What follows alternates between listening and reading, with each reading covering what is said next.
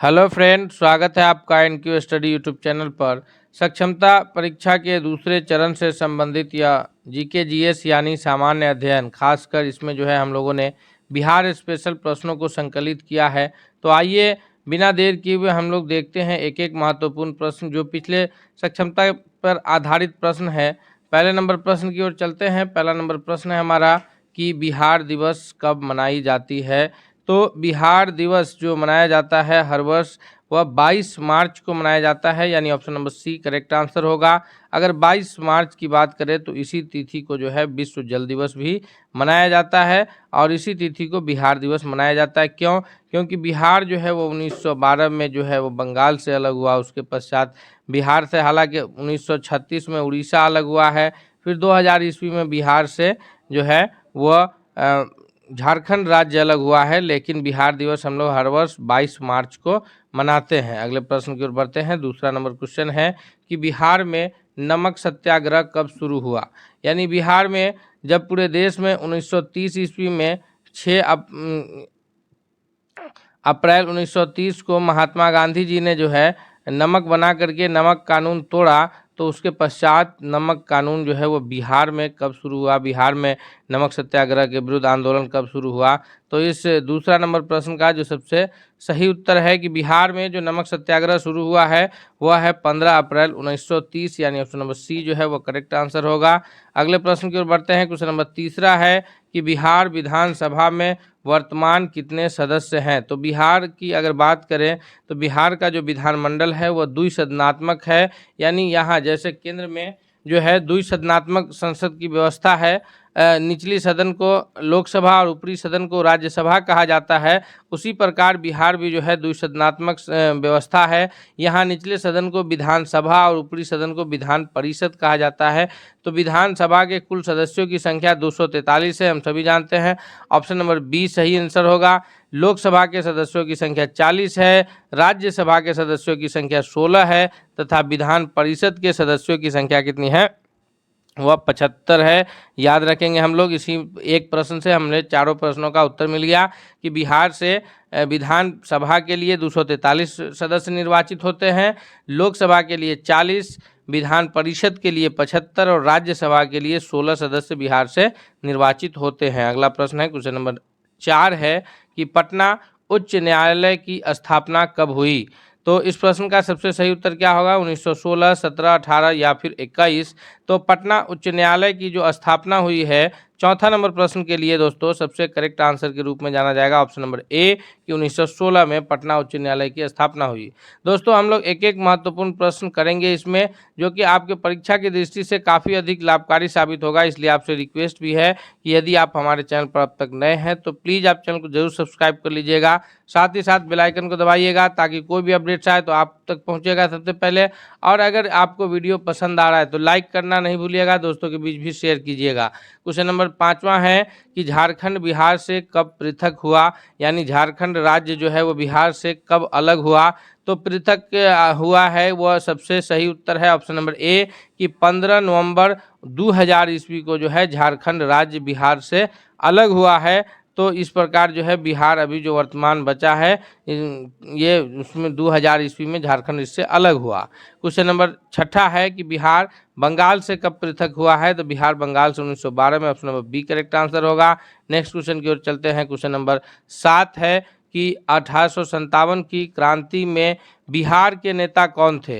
तो 1857 की क्रांति जो हुई तो हम सभी जानते हैं कि उसमें बिहार से जो है बाबू वीर कुंवर सिंह, जो कि कहाँ के रहने वाले थे, तो रहने वाले थे आरा जिला के जगदीशपुर गांव के। इन्होंने जो है बिहार से जो है अंग्रेजों के दांत खट्टे किए हैं। तो बिहार से जो 1857 की क्रांति के प्रमुख नेता है वो कौन है, वीर कुंवर सिंह है। कहाँ के रहने वाले हैं, तो आरा जिला, और गांव कौन सा है, जगदीशपुर। याद रखेंगे हम लोग, क्योंकि अक्सर इससे प्रश्न बनता है, इससे तो बीपीएससी तक में प्रश्न पूछे जाते हैं। अगले प्रश्न की ओर बढ़ते हैं हम लोग। क्वेश्चन नंबर 8 है कि नालंदा विश्वविद्यालय का वैभव किसके हाथों नष्ट हुआ। तो नालंदा विश्वविद्यालय का जो वैभव है यह जो नष्ट हुआ है, इसकी स्थापना तो कुमारगुप्त प्रथम के द्वारा किया गया था और इसको जो है किसी राजा का महल समझ के बख्तियार खिलजी ने जो है इसे वैभव को नष्ट किया, यानी ऑप्शन नंबर ए। 8वां नंबर प्रश्न का सबसे करेक्ट आंसर होगा कि नालंदा विश्वविद्यालय का वैभव जो है वो बख्तियार खिलजी के हाथों नष्ट हुआ। क्वेश्चन नंबर 9 है कि पाटलिपुत्र के संस्थापक कौन है, यानी पाटलिपुत्र नगर की स्थापना करने का श्रेय किनको जाता है। तो इस 9वां नंबर प्रश्न का जो सबसे करेक्ट आंसर होगा कि पाटलिपुत्र के संस्थापक जो है वो हर्यक वंश के शासक, यानी मौर्य साम्राज्य में जो मगध साम्राज्य में जो सबसे पहला वंश शासन किया है वो हर्यक वंश है, और उसके शासक जो है उदयन के द्वारा पाटलिपुत्र नगर की स्थापना की गई थी। यानी इस 9वां नंबर प्रश्न का भी ऑप्शन नंबर ए सबसे सही उत्तर होगा। नेक्स्ट क्वेश्चन की ओर बढ़ते हैं। अगला प्रश्न है क्वेश्चन नंबर 10 है कि बिरसा मुंडा का कार्य क्षेत्र कौन सा था। बिरसा मुंडा के द्वारा जो आंदोलन का नेतृत्व किया गया था उनका जो कार्य क्षेत्र है वह है ऑप्शन नंबर डी, रांची से जो है वो उन्होंने जो है नेतृत्व किया है, यानी ऑप्शन नंबर डी इसका करेक्ट आंसर होगा। नेक्स्ट क्वेश्चन की ओर बढ़ते हैं। क्वेश्चन नंबर 11 है कि स्वामी सहजानंद का संबंध किससे है। जी हाँ, ऑप्शन पर कि आप उत्तर बता सकते हैं कि स्वामी सहजानंद जी का जो संबंध है वो बिहार के जनजातीय आंदोलन के साथ है, या बिहार के मजदूर आंदोलन के साथ, या किसान या जाति। तो इनका जो संबंध रहा है वो बिहार के किसान आंदोलन के साथ रहा है, यानी ऑप्शन नंबर सी जो है इस 11वां नंबर प्रश्न का सबसे करेक्ट आंसर के रूप में उत्तर जाना जाएगा। अगले प्रश्न की ओर बढ़ते हैं। देखते हैं क्वेश्चन नंबर 12 कि चंद्रगुप्त मौर्य के गुरु कौन थे। तो चंद्रगुप्त मौर्य के जो गुरु हैं वह है चाणक्य, या इनका अन्य नाम जो है वो कौटिल्य भी है और विष्णुगुप्त भी है। याद रखेंगे चंद्रगुप्त मौर्य के गुरु कौन है। तो चंद्रगुप्त मौर्य के गुरु हैं चाणक्य, जिनका अन्य नाम क्या है, अन्य नाम इनका कौटिल्य और विष्णुगुप्त है, और इन्होंने एक पुस्तक की रचना की है जिसका नाम है अर्थशास्त्र। ये भी हम लोग याद रखेंगे। अगले प्रश्न की ओर बढ़ते हैं। अगला प्रश्न है क्वेश्चन नंबर 13 है कि जयप्रकाश नारायण जेपी नारायण जो है इनका आधा नाम जेपी नारायण के नाम से जाना जाता है, तो इनका संबंध कौन सी पार्टी से रहा है। जी 13वां नंबर प्रश्न का सबसे सही उत्तर क्या होगा। तो जयप्रकाश नारायण हमेशा जो है सोशलिस्ट पार्टी समाजवादी पार्टी से रहे हैं, ऑप्शन नंबर सी जो है वह करेक्ट आंसर के रूप में जाना जाएगा। नेक्स्ट क्वेश्चन है क्वेश्चन नंबर 14 है कि बिहार केसरी से किसे संबोधित किया जाता है। जी हाँ, बिहार केसरी किनको कहा जाता है, अनुग्रह नारायण सिंह को, या कर्पूरी ठाकुर जी को, या फिर श्री कृष्ण सिंह को, या जयप्रकाश नारायण जी को। तो ये लोकनायक कहा जाता है जयप्रकाश नारायण जी को, और उसी प्रकार जो है बिहार केसरी जो कहा जाता है वो बिहार के प्रथम मुख्यमंत्री श्री कृष्ण सिंह जी को कहा जाता है, यानी 14वां नंबर प्रश्न का ऑप्शन नंबर सी जो है वो करेक्ट आंसर होगा।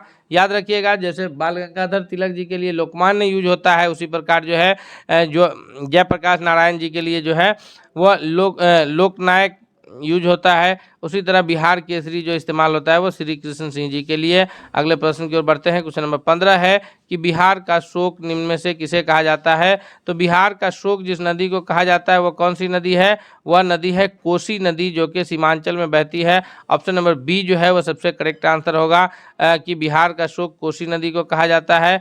नेक्स्ट क्वेश्चन की ओर बढ़ते हैं। क्वेश्चन नंबर 16 है कि नालंदा विश्वविद्यालय किस लिए विश्व प्रसिद्ध था। तो नालंदा विश्वविद्यालय जिसकी स्थापना कुमारगुप्त प्रथम यानी गुप्त शासन में इसकी स्थापना की गई थी, तो यह विश्व प्रसिद्ध किस लिए है। तो इसका सही उत्तर है ऑप्शन नंबर सी कि बौद्ध धर्म दर्शन की शिक्षा के लिए जो है नालंदा विश्वविद्यालय पूरे विश्व में विश्व प्रसिद्ध रहा है। अगला प्रश्न है क्वेश्चन नंबर 17 है कि अंतिम मौर्य सम्राट मौर्य वंश जिसकी स्थापना चंद्रगुप्त मौर्य के द्वारा किया गया, और उसी वंश में जो है उसके बाद बिंदुसार बने, और उसी में जो है उसके बाद अशोक महान का शासन रहा है। ये सभी मौर्य वंश के शासक रहे हैं।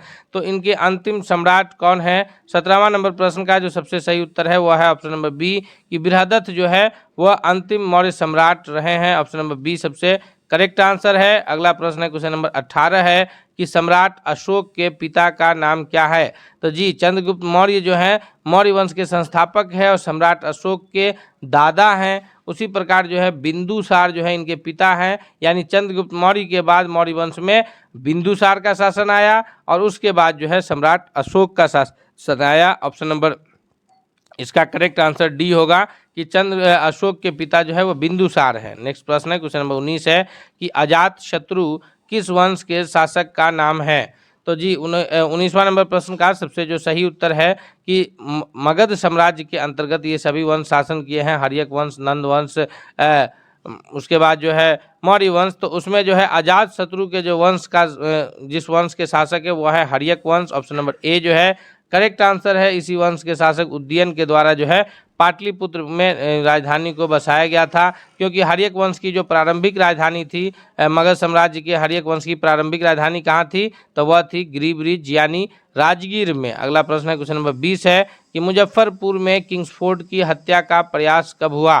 तो मुजफ्फरपुर में किंग्सफोर्ड की हत्या का प्रयास किए थे खुदीराम बोस और प्रफुल्ल चाकी के द्वारा किया गया था, जो कि 1908 में जो है उन पर बम फेंका गया। इसका करेक्ट आंसर 20वां का ऑप्शन नंबर ए हो जाएगा। हालांकि कैनेडी की बेटी और पत्नी उसमें मारी गई थी, तो वो इसलिए जो है ये प्रफुल्ल चाकी खुद को ये कर लिए कि अंग्रेजों के हाथ हम कैद होकर के ये हो, और उसको खुदीराम बोस जी को जो है वो फांसी की सजा दी गई थी। यानी इस 20वां नंबर प्रश्न का सही उत्तर कौन सा होगा, तो याद रखिएगा ऑप्शन नंबर ए कि 1908 में प्रफुल्ल चाकी और खुदीराम बोस के द्वारा जो है वह किंग्सफोर्ड की हत्या के प्रयास में बम फेंके गए थे। क्वेश्चन नंबर 21 है कि बिस्मिल्लाह खां किससे संबंधित है।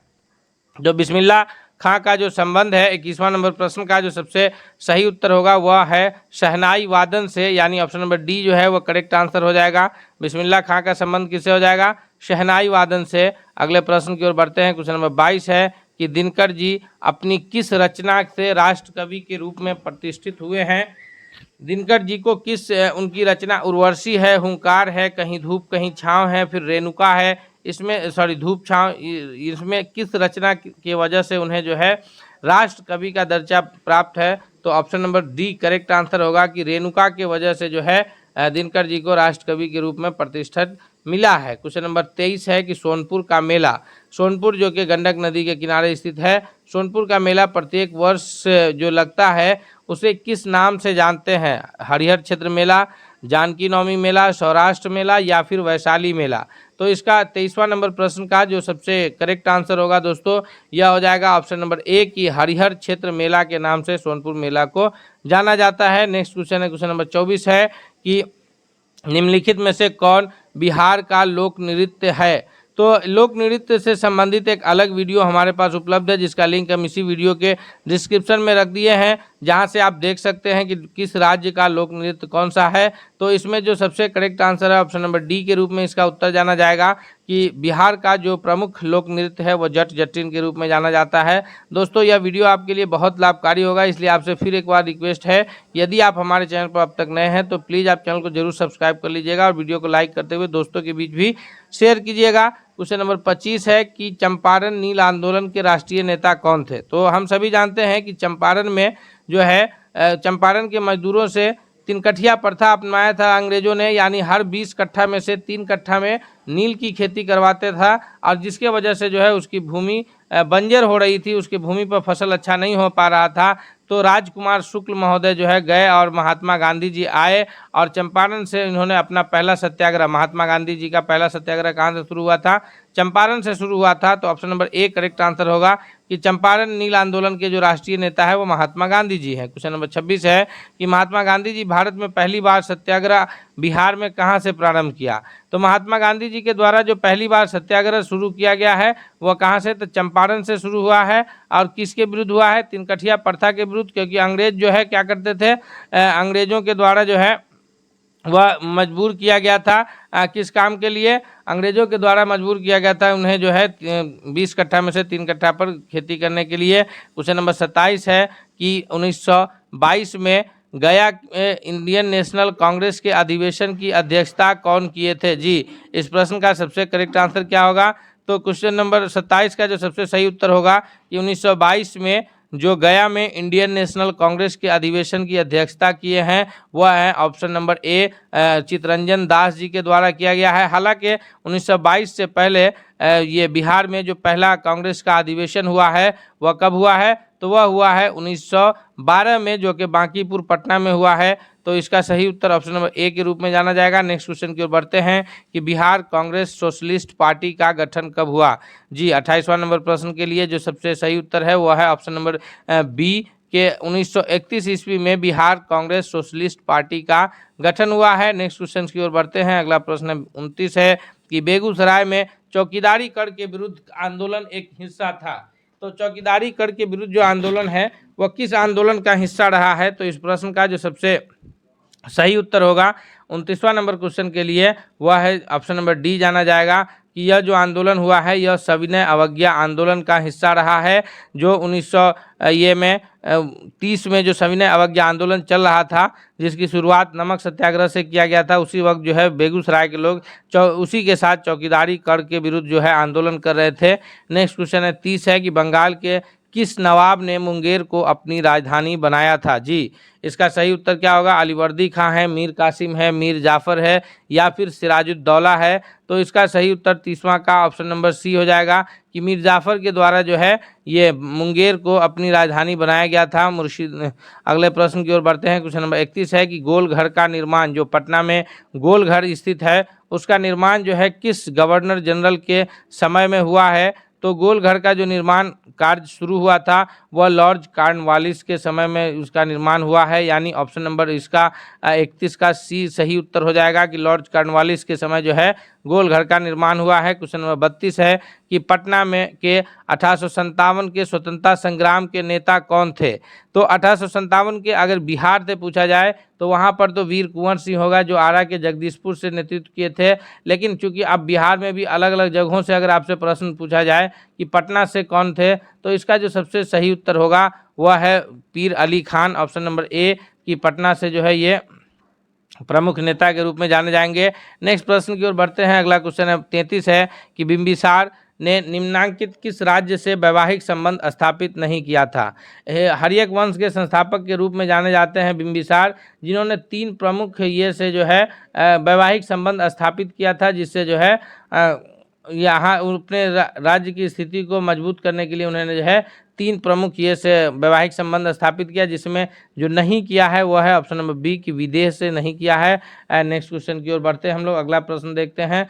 अगला क्वेश्चन है क्वेश्चन नंबर 34 है कि मगध की प्रारंभिक जो राजधानी है वह कौन सी थी? तो मगध की जो प्रारंभिक राजधानी थी पाटलिपुत्र, चंपा, गिरिब्रिज या फिर वैशाली। तो मगध में जो पहला वंश का शासन रहा है वह हर्यक वंश रहा है और उसकी जो राजधानी रही है वह गिरिब्रिज या फिर राजगीर रही है। 34 का जो सही उत्तर है ऑप्शन नंबर सी के रूप में जाना जाएगा। अगले प्रश्न की ओर बढ़ते हैं। इससे पहले एक बार फिर रिक्वेस्ट कर रहे हैं कि अगर वीडियो पसंद आ रहा है तो लाइक करते हुए दोस्तों के बीच जरूर शेयर कीजिएगा। 35 है कि उदयन के बाद मगध साम्राज्य पर किस राजवंश का शासन स्थापित हुआ था? यानी उदयन जो कि हर्यक वंश के शासक थे, उनके पश्चात जो है मगध पर कौन से राजवंश ने शासन किया है? तो उसके बाद जो है मगध पर हर्यक वंश के बाद जिस वंश का शासन आया है वह है शिशुनाग वंश, जिसकी स्थापना जो है शिशुनाग के द्वारा किया गया था। ऑप्शन नंबर जो है इसका option number D correct answer होगा। सबसे पहला वंश है हर्यक वंश, उसके बाद है शिशुनाग वंश, उसके बाद है नंद वंश, उसके बाद आता है मौर्य वंश। याद रखिएगा, चारों में अगर आपसे पूछा जाए तो इस प्रकार से जो है इसका ये किया जाएगा कि सबसे पहले ये मगध में किसका रहा? हर्यक वंश का शासन रहा, फिर उसके बाद शिशुनाग वंश का, फिर नंद वंश का, फिर मौर्य वंश का, और मौर्य वंश के शासक हुए हैं सम्राट अशोक।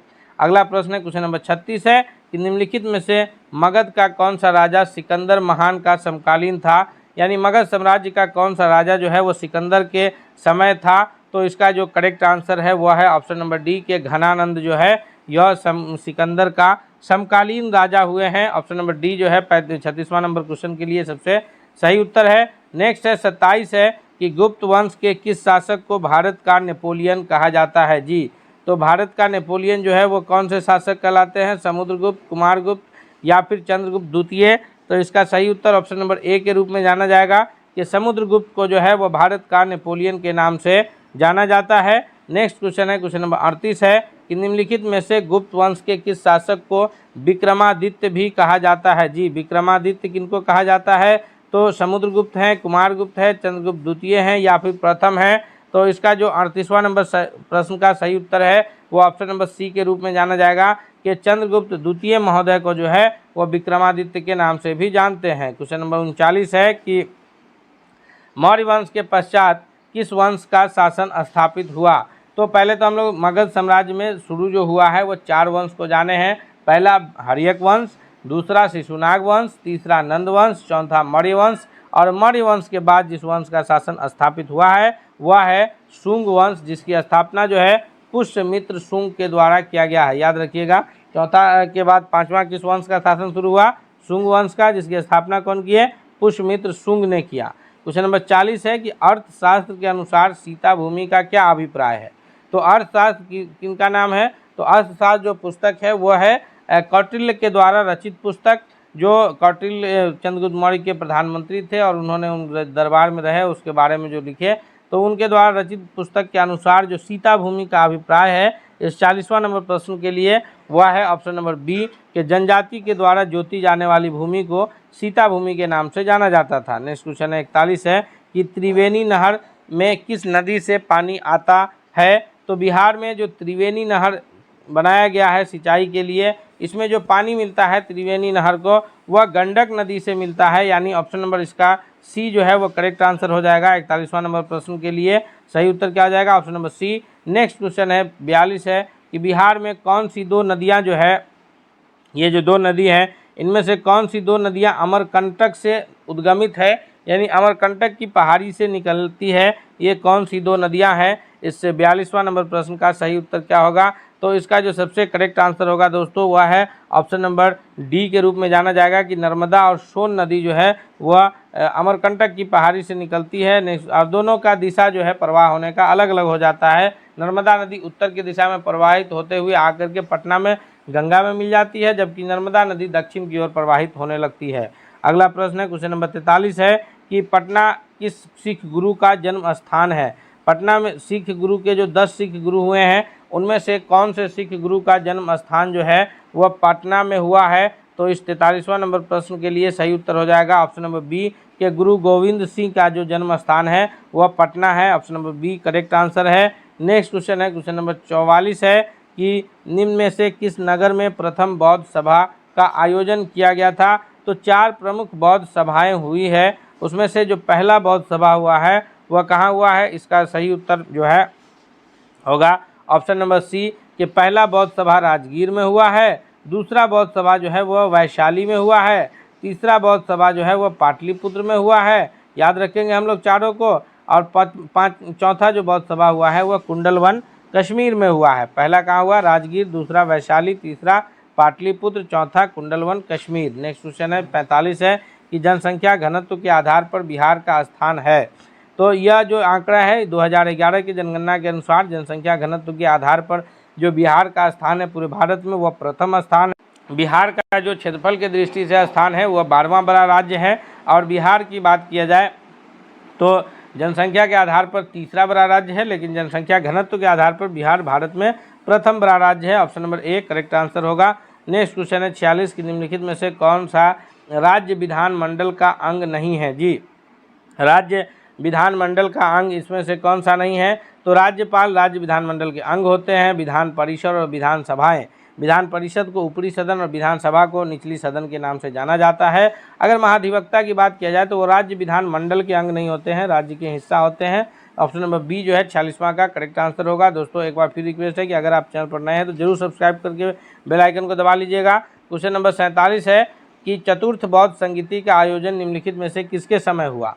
तो अभी हम लोग पीछे देखे हैं कि चतुर्थ बौद्ध संगीति का जो आयोजन हुआ है वह जो है कश्मीर में हुआ है, जो कि कनिष्क के समय हुआ। Option number D correct answer होगा। तीसरा जो है वह अशोक के समय हुआ है, पहला कालाशोक के समय हुआ है, दूसरा हर्षवर्धन के काल में हुआ है। इस प्रकार याद रखेंगे। नेक्स्ट प्रश्न की ओर बढ़ते हैं हम लोग। अगला क्वेश्चन है क्वेश्चन नंबर 48 है कि बिहार राज्य का सर्वाधिक गर्म जिला कौन सा है? जी, भागलपुर, पटना, गया या इनमें से कौन सा जिला जो है रोहतास, इसमें से कौन सा जिला सर्वाधिक गर्म जिला है? तो इसका करेक्ट आंसर है ऑप्शन नंबर सी के बिहार का जो सबसे अधिक गर्म जिला है वह है गया।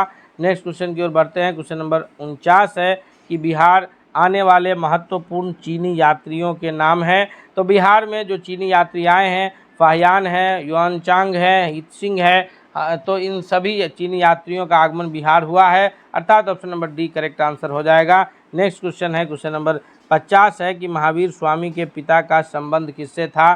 तो महावीर स्वामी के पिता जो थे वह उनका संबंध सारनाथ से है, विदेश से कपिलवस्तु से है, वज्जी संघ से है या फिर कपिलवस्तु से। तो इनका जो संबंध रहा है वह वज्जी संघ से रहा है। Option number C correct answer होगा।